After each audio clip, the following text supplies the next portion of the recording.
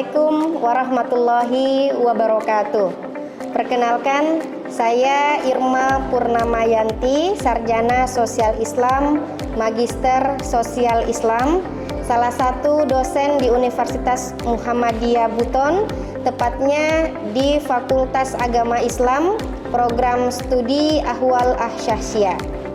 Video ini saya buat sebagai bagian dari syarat sertifikasi dosen tahun 2025, khususnya dalam rangka memenuhi unsur unjuk kerja Tridharma Perguruan Tinggi atau PDD UKTPT pada aspek pengajaran. Pada kesempatan ini, saya akan menjelaskan mengenai pernyataan diri dosen sebagai bentuk refleksi dan pertanggungjawaban profesional saya selama menjadi tenaga pengajar. Saya telah bergabung di Universitas Muhammadiyah Buton sejak tahun 2015 dan selama mengabdi saya telah mengampu berbagai mata kuliah dengan menggunakan metode DIA atau Delivery, Introduction, dan Assessment pada proses pembelajaran saya dalam mengajar di berbagai atau beberapa mata kuliah yang saya ampu. DIA atau Delivery yakni penyampaian materi, di mana agar proses penyampaian materi pembelajaran itu secara sistematif, komunikatif, dan kontekstual, dosen atau saya dapat menjadi fasilitator yang menyampaikan teori, konsep, dan isu-isu aktual kepada manusia. Selanjutnya, introduction atau interaksi menekankan pentingnya komunikasi dua arah antara dosen dan mahasiswa. Interaksi dapat terjadi melalui diskusi kelas, tanya jawab, serta kerja kelompok. Nah, tujuannya adalah untuk membangun pemahaman yang lebih mendalam dan meningkatkan partisipasi aktif mahasiswa selama proses pengajaran. Dan yang ketiga adalah asesmen atau penilaian. Proses evaluasi pembelajaran melalui berbagai bentuk seperti kuis, tugas individu atau kelompok, presentasi, portofolio, sampai di ujian akhir. Nah, asesmen ini berfungsi untuk mengukur pencapaian kompetensi mahasiswa secara objektif dan berkelanjutan. Mata kuliah Sosiologi Agama ini adalah mata kuliah yang diajarkan di setiap semester ganjil dengan bobot teori 2 SKS dan merupakan rumpun mata kuliah keterampilan dan pemahaman keagamaan. Mata kuliah ini diajarkan pada setiap semester ganjil dengan capaian pembelajaran program studi yang dibebankan pada mata kuliah ini, yakni bertakwa kepada Tuhan Yang Maha Esa dan mampu menunjukkan sikap religius dalam kehidupan perorangan, masyarakat, dan bangsa. Selanjutnya, menjunjung tinggi nilai kemanusiaan dalam menjalankan tugas berdasarkan agama, moral, dan etika. Kemudian, menampilkan diri sebagai pribadi yang stabil, dewasa, arif, dan berwibawa, serta berkemampuan adaptasi, fleksibilitas, pengendalian diri secara baik, dan penuh inisiatif di tempat tugas dan pekerjaan di bidang sosiologi agama. Selanjutnya, memiliki sikap kritis dan analitis terhadap fenomena agama dalam masyarakat dan mampu melakukan penelitian sederhana terkait isu-isu agama pada masyarakat umumnya. Selanjutnya, capaian pembelajaran mata kuliah, yakni yang pertama, mahasiswa mampu menjelaskan konsep-konsep dasar sosiologi agama, termasuk definisi, ruang lingkup, dan pendekatan teoritis terhadap fenomena keagamaan. Selanjutnya, yang kedua, mahasiswa mampu menganalisis peran dan fungsi agama dalam kehidupan individu dan masyarakat dengan menggunakan perspektif sosiologis. Selanjutnya, mahasiswa juga mampu mengidentifikasi hubungan agama dengan situasi sosial lain seperti ekonomi, politik, budaya, dan stratifikasi sosial. Kemudian, mahasiswa mampu memahami dinamika organisasi keagamaan serta ragam ekspresi keagamaan dalam masyarakat yang multikultural. Yang selanjutnya, mahasiswa juga mampu mengkaji fenomena sosial keagamaan secara kritis dan kontekstual, termasuk isu kerukunan antar umat beragama, konflik bernuansa agama, dan transformasi praktek keagamaan khususnya di era digital. Nah, deskripsi singkat tentang mata kuliah ini, mata kuliah Sosiologi Agama, membahas hubungan antara agama dan masyarakat dengan menggunakan pendekatan sosiologis. Mahasiswa akan mempelajari konsep dasar, teori-teori klasik dan kontemporer, serta sejarah perkembangan sosiologi agama sebagai disiplin ilmu.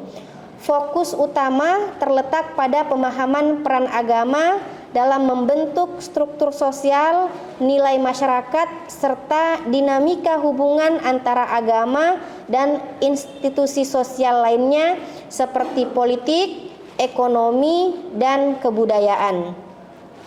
Selain aspek teoritis, mata kuliah ini juga membekali mahasiswa dengan keterampilan analitis dan kritis dalam mengamati serta menilai fenomena keagamaan yang terjadi di masyarakat. Mahasiswa diajak untuk meneliti pengalaman keagamaan individu, keberagaman praktek keagamaan, konflik dan kerukunan antar umat beragama, hingga transformasi agama di era digital. Dan saya akan memulai dengan memaparkan deskripsi umum terkait mata kuliah yang saya ampuh, yaitu Sosiologi Agama, yang merupakan salah satu mata kuliah penting dalam pembentukan wawasan keagamaan dan sosial mahasiswa. Selamat menyaksikan. Bismillahirrahmanirrahim. Assalamualaikum warahmatullahi wabarakatuh. Gimana kabarnya hari ini? Hadir semua? Hadir. Baik, sebelum kita mulai, mari kita berdoa. Semoga hari ini kita diberikan kelancaran dalam proses belajar. Berdoa dimulai.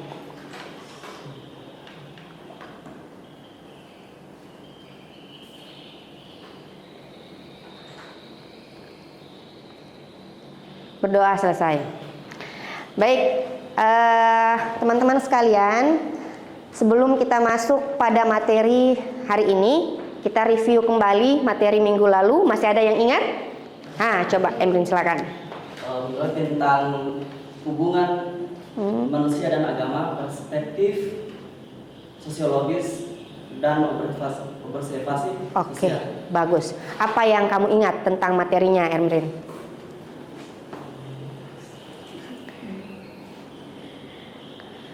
Intinya apa? Terkait pembahasannya tentang apa? Bisa dibantu? Kalau dibantu? Apa yang kamu ingat materi tentang minggu lalu? Wahyu? Perspektif tentang hubungan bagaimana hubungan antara manusia dan agama. Ya, hubungan manusia dan agama. Coba apa yang kau ingat tentang materi kita minggu lalu?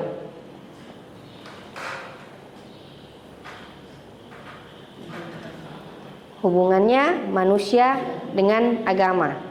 Ada keterkaitankah? Ada hubungannya kah?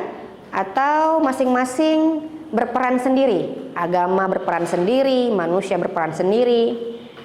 Coba Hanura atau Wahyu silakan.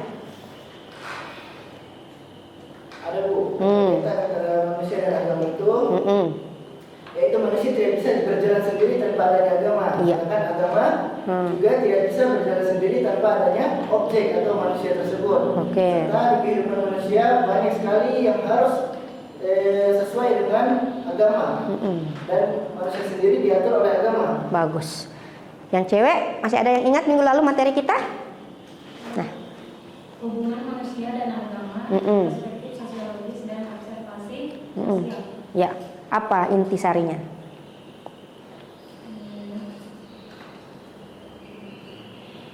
Farah, bisa dibantu? Apa yang diingat materi kita minggu lalu? Tentang hubungan manusia dengan agama. Tadi sudah dibantu sama Wahyu, ada hubungannya, Bu. Nah, coba yang lain.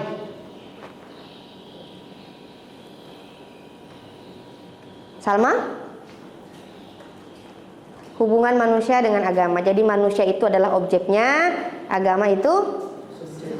Iya, tentu saling berkaitan. Kalau tidak ada objek, gimana mau berlaku agama itu? Jadi agama itu ibaratnya alat. Kalau dalam bahasa ilmiahnya dia adalah instrumen atau alat yang dipakai oleh manusia untuk berperan. Nah, agama dalam artian alat, tetapi agama juga diartikan sebagai aturan. Jadi maksudnya agama itu berperan kepada manusia dalam memberikan aturan kehidupannya. Oke, selanjutnya kita masuk ke materi baru pada hari ini tentang pengalaman keagamaan dan peran agama dalam kehidupan individu. Ada kaitannya dengan materi minggu lalu. Namun untuk minggu ini kita bahas tentang pengalaman keagamaan. Pengalaman keagamaan itu artinya setelah manusia itu beragama, apakah ada pengalaman atau kesan dalam kehidupan manusia itu sendiri, ya? Oke. Selanjutnya adalah tujuan kita mempelajarinya adalah supaya teman-teman sekalian dapat memahami makna pengalaman keagamaan.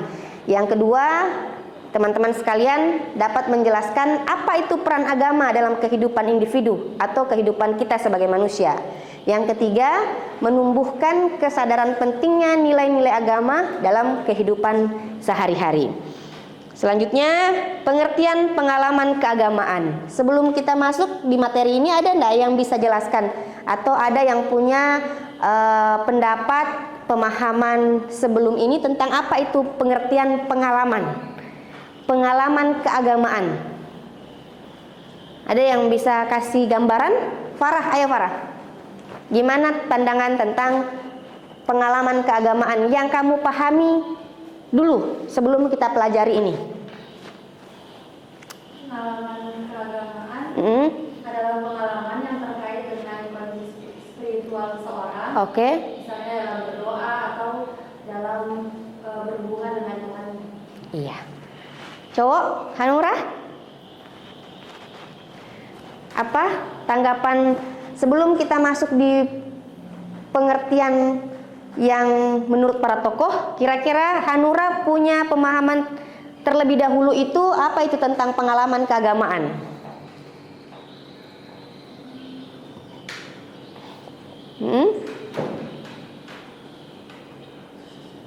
Ada yang bisa bantu? Pengalaman keagamaan. Jadi pengalaman keagamaan adalah suatu kejadian atau suatu kegiatan kita dalam hubungan kita kepada Tuhan. Oke. Jadi kalau kita bicara tentang pengalaman. Selanjutnya pengertian agama. Nah, ini yang penting nih. Kita tahu, ditanya, kamu agama apa? Agama Islam. Nah, kemudian ditanya, apa itu agama? Dari ini, apa itu agama? Satu kata, apa itu agama? Satu kata, apa itu agama? Ayo. Percayaan. Apa itu agama? Satu kata.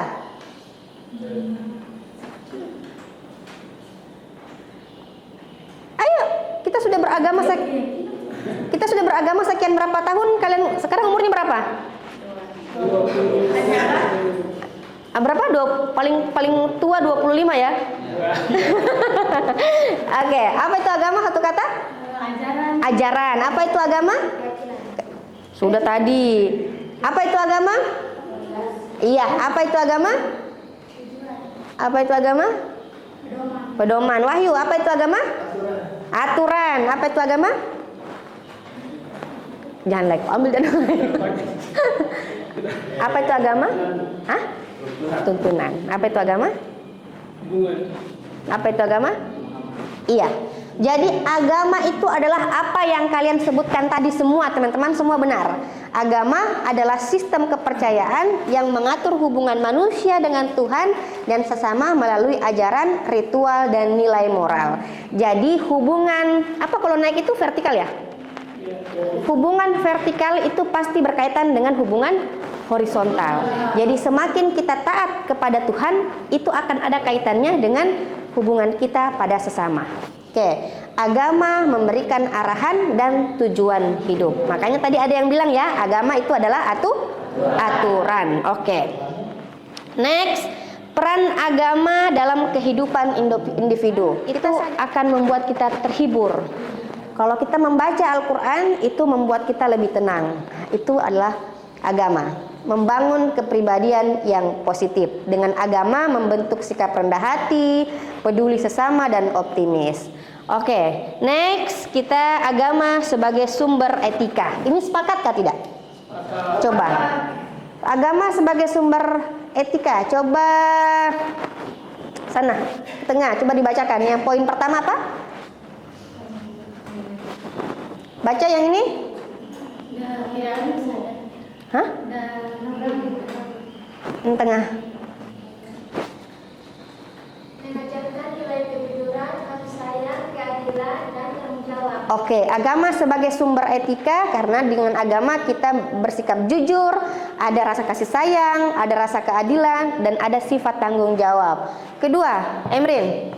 Mendorong perilaku positif dan menghindari perbuatan tercela. Iya, jadi dengan agama kita tahu mana yang perlu kita lakukan dan mana yang perlu kita hindarkan. Next, dampak positif pengalaman keagamaan. Dari pengalaman keagamaan, jadi teman-teman sekalian, pengalaman keagamaan ini ada hubungannya dengan usia kita. Semakin kita berusia, bukan saya bilang semakin tua ya, semakin berusia, maka pengalaman keagamannya itu pasti semakin matang. Nah, dampak positifnya adalah yang pertama dia akan meningkatkan ketenangan batin. Jadi misalnya coba lihat tes Bapak Ibu di rumah, mereka tidak lagi pusing ya, maksudnya masalah cobaan hidup. Yang penting dia lihat anak-anak sudah besar, aman rumah tangga, gitu ya. Karena itu faktor usia dan menganggap bahwa pengalamannya sudah lah, ini pengalaman keagamannya sudah matang. Bagaimana bagaimana agama itu berperan dalam menentukan apa yang kita inginkan. Seperti misalkan kita dalam kebingungan dalam dua hal. Kita menentukan pilihan itu, apakah agama itu berperan dalam menentukan pilihan? Oke, bagus Wahyu. Bagaimana agama itu berperan untuk memilih atau menuntun kita dalam sebuah proses pemilihan gitu ya. Cewek, ada yang bertanya cewek? Silakan. Tidak ada? Nah, ayo. Kita kan sering mengalami banyak cobaan dalam kehidupan. Jadi bagaimana cara solusi kita agar tidak berprasangka terhadap Tuhan atas cobaan yang telah kita dapat? Ih, bagus sekali pertanyaan. Boleh tepuk tangan dulu dah. Oke, jadi saya jawab ya pertanyaan Wahyu. Yang pertama tentu kita diarahkan dan kita punya teori sholat apa? Istikhara ya. Nah, dalam menentukan pilihan. Jadi dalam persoalan pemahaman keagamaan, khususnya di agama kita, agama Islam, tidak ada masalah yang tidak terselesaikan. Agama memberikan solusi. Apalagi hanya sekedar pilihan ya. Nah, caranya Wahyu silahkan sholat istikhara. Kadangkala jangan berputus asa, satu kali sholat sudah mau yang mana nih jawabannya. Butuh konsisten, butuh kesabaran dan keyakinan. Karena berkaitan dengan pilihan itu kadangkala Allah ingin mengarahkan kita kepada sesuatu yang baik. Dan kadangkala yang baik itu tidak sejalan dengan apa yang kita inginkan. Nah, itu yang bertentangan kan? Makanya Tuhan mengarahkan kita untuk selalu bersabar, istiqomah dalam apa yang kita lakukan. Istikharanya jangan satu kali, berulang-ulang kali. Ya. Oke, yang kedua pertanyaannya, bagaimana cara kita bagaimana kita optimis dengan musibah yang kita dapat? Gitu ya. Pertama, kita yakin dengan ada istilah qada dan qadar. Apa yang bisa kita kendalikan, silahkan dikendalikan. Tapi kalau tidak bisa dikendalikan, berarti itu sudah di penguasaan Allah. Jadi kalau kita merasa dan yakin bahwa agama itu adalah aturan, maka apapun yang terjadi dalam kehidupan kita, ya kita sami'na wa ata'na selepas dari usaha kita. Jadi jangan dapat musibah, dapat pilihan langsung berpikir sami'na wa ata'na, enggak.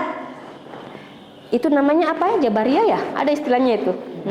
Tetapi agama mengajarkan kita untuk berpikir dulu, merenung dulu, bertindak dulu. Selepasnya itu apapun hasilnya kembalikan kepada Tuhan. Misalnya saja kita dapat pilihan, kita mau tetapkah di kota bau-bau ini, tapi mungkin ekonomi kita biasa-biasa saja, atau kita mau pergi merantau, tapi meninggalkan istri, anak, keluarga besar. Tapi di tempat rantau mungkin kita bisa menghasilkan kehidupan yang layak. Itu kan pilihan berat ya, apalagi berjauhan dengan keluarga. Nah, yang pertama pasti kita berpikir tenang, kemudian minta petunjuk Tuhan. Yang kedua, apapun hasilnya setelah apa yang kita pilih, kita kembalikan kepada Tuhan. Jadi, teman-teman sekalian, yang perlu kita garis bawahi adalah kita ini manusia adalah sosok yang diatur, ya, sosok yang diatur oleh Sang Kuasa. Nah, karena kita diatur, tapi kita tidak diterima aja. Misalnya kamu nasibmu miskin, kita terima aja miskin, gitu. Tidak seperti itu. Tuhan memberikan kita jalan untuk berubah dengan cara berdoa dan berusaha. Setelah apapun yang kita pilih dari keputusan kita, tidak mungkin Allah abaikan kita. Pasti Allah tetap memberikan kita jalan dan selalu membimbing kita. Pernah enggak punya pengalaman hidup tentang pengalaman keagamaan yang kemudian itu merubah kamu enggak seperti sebelumnya? Berdiri Dina, coba. Ya. Apa-apa tuh supaya jelas. Berdiri Dina dan. Nah, gimana? Coba ceritakan. Kita dengar kisahnya ya. Kisah pengalaman keagamaan yang Dina pernah alami dan itu membuat Dina berubah. Kayak misalnya rajin puasa sehari Kamis. Biasa kayak hal-hal yang kita hadapi jadi lebih mudah. Disiplin waktu juga bangun subuhnya. Ih, Masya Allah ya. Terus apa lagi? Tidur tidak terlalu malam biar bangun subuh itu tetap waktu. Ya tidak terlambat pergi kampus. Aja sih Bu. Itu. Oke, boleh tepuk tangan untuk Dina. Ya. Iya, silakan. Boleh berdiri dan ayo. Ayo. Memang pengalaman keagamaan itu kadang-kala membuat kita tersayat-sayat ya. Nah, oke. Ayo. Berdiri ya.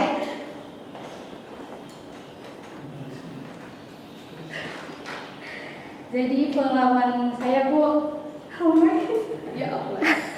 Karena dulu saya pernah sakit. Saya sakitnya itu kayak tidak bisa bangun. Hari. Terus saya diam dalam setia. Ya Allah, jangan dulu sama saya karena saya mesti belum benar-benar mencintai, kayak saya masih jauh dari Allah begitu. Terus kayak niat, ya Allah kalau memang saya masih diberikan kehidupan, saya ingin berubah, ingin lebih dekat lagi dengan Allah. Dari situ Allah kabulkan doaku. Dari situ alhamdulillah sampai sekarang ini saya sudah, insya Allah sudah lebih mendekatkan diri kepada Allah. Alhamdulillah Bu. Melampaui semua ranahnya dari masih berhubungan dengan yang non-mahram, sekarang sudah menjauhi itu. Karena termasuk dari salah satu perintah Allah untuk selalu menjauhi zina. Kerja mungkin pengalaman saya adalah alhamdulillah sampai saat ini saya masih diberikan hidayah sama Allah untuk selalu dekat dengan Allah, selalu berada di jalan Allah. Terima kasih. Boleh kita kasih tepuk tangan. Masya Allah ya. Jadi salah satu memang fungsi dan tujuan perkuliahan kita tentang sosiologi agama itu adalah mengaitkan pengalaman hidup kita tentang beragama. Jadi agama itu ternyata berperan penting dalam hidup kita, yang menjadikan kita sesuatu yang biasa-biasa saja, kemudian menjadi biasa dan menjadi luar biasa. Dan itu rentetan kita beragama seperti itu. Jadi tadi makanya saya sampaikan, kalau kita mau tanya orang tua atau orang yang sudah berumur, itu pasti pengalaman keagamannya sudah matang.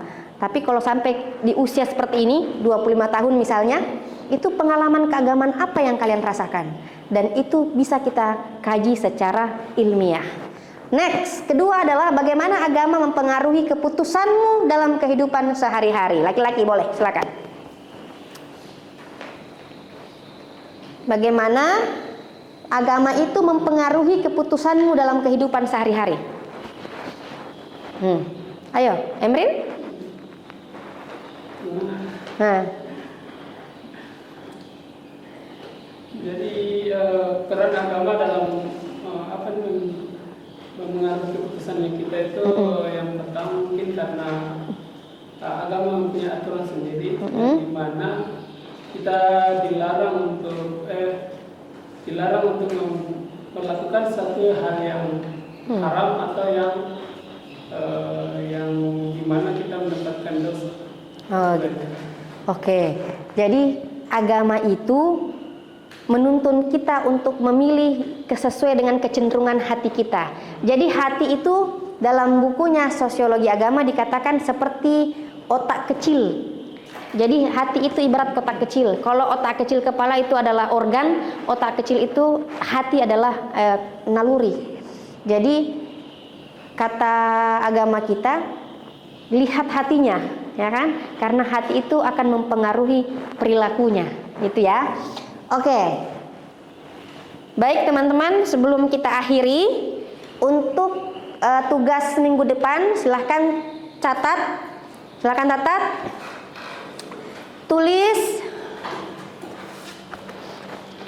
Silakan tulis 5 sampai 10 kasus tentang pengalaman keagamaan di lingkungan masyarakat. Pengalaman keagamaan tentang kasus mengenai pengalaman keagamaan yang sering kali kalian dapatkan di masyarakat, atau mungkin ada tetangga kah atau ada keluarga kah yang pengalaman keagamaannya itu menurut kalian sangat tersentuh. Silakan tuliskan 5 sampai 10. Boleh dalam bentuk video, boleh berbentuk cerita, boleh berbentuk kasus-kasus yang kalian dapatkan di masyarakat. Oke? Baik teman-teman sekalian, sebagai kesimpulan mata kuliah kita pada hari ini adalah pengalaman keagamaan itu memperkuat hubungan individu dengan Tuhan. Sedangkan agama memberikan pedoman moral dan spiritual dalam menjalani hidup. Jadi mari jadikan agama sebagai cahaya yang membimbing kita untuk menuju kehidupan yang lebih baik. Dan ingat, agama itulah adalah aturan, agama itu adalah dasar kehidupan kita. Jadi untuk mencapai pemahaman dan pengalaman keagamaan yang matang itu butuh proses alamiah dan ilmiah. Alamiah adalah kita ikuti naluri kita sebagai manusia. Ilmiah itu dengan cara kita mengkaji ilmu-ilmu, baik itu membaca kasus, membaca alam, dan juga berkaitan dengan spesialisasi keilmuan kita pada sosiologi agama ini, ya. Baik, terima kasih untuk pertemuan kita pada hari ini. Mudah-mudahan kita diberikan kesehatan. Silahkan dikerjakan tugasnya dan di store minggu depan. Dan saya akhiri, assalamualaikum warahmatullahi wabarakatuh.